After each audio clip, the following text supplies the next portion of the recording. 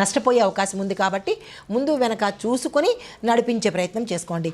నిర్మాణ రంగము, real estate, రవాణా, ఐటీ సేవలు, హోల్సేల్ బిజినెస్లు వీళ్ళకి మాత్రము లాభాలు భారీగా వచ్చే అవకాశం ఉంది. కొత్త బ్రాంచ్ పెట్టాలన్నా లేదా కొత్త షాపు ఓపెన్ చేసుకోవాలన్నా ఈ మాసాలు ఏ మాసాలంటే కనుక మే, జూన్, నవంబరు ఈ 3 మాసాలు అత్యద్భుతంగా ఉన్నాయి. దానికి సంబంధించిన ప్రయత్నాలు చేసుకోండి. ఇంకా డబ్బు సంగతి చూసినట్టయితే కనుక ఆగస్టు నుంచి డిసెంబర్ వరకు మీకు లాభాలు వచ్చే అవకాశం చాలా ఎక్కువగా ఉంది. మీరు ఊహించిన దానికన్నా డబల్, త్రిబుల్ కూడా వచ్చే అవకాశాలు కనబడుతోంది. అయితే పాత బాకీలు కూడా అంటే మీరు వదిలేసుకున్న బాకీలు కూడా తిరిగి వసూలయ్యే అవకాశాలు కనబడుతున్నాయి. ఇంకా వ్యవసాయదారులకు, రైతులకు చూసుకున్నట్టయితే కనుక రబీ పంటకు మంచి లాభాలు వస్తాయి. రైతులు ఆ ప్రయత్నం చేసుకోండి. ఖరీఫ్ పంట కొంచెం నష్టానికి గురయ్యే అవకాశం ఉంది. ఈ విషయంలో జాగ్రత్తలు తీసుకోండి. పశు సంరక్షణలో లాభాలు వచ్చే అవకాశం ఎక్కువ కనబడుతోంది. వ్యవసాయ రుణాలు కూడా తీర్చేసుకునేందుకు అవకాశాలు ఎక్కువ ఉన్నాయి.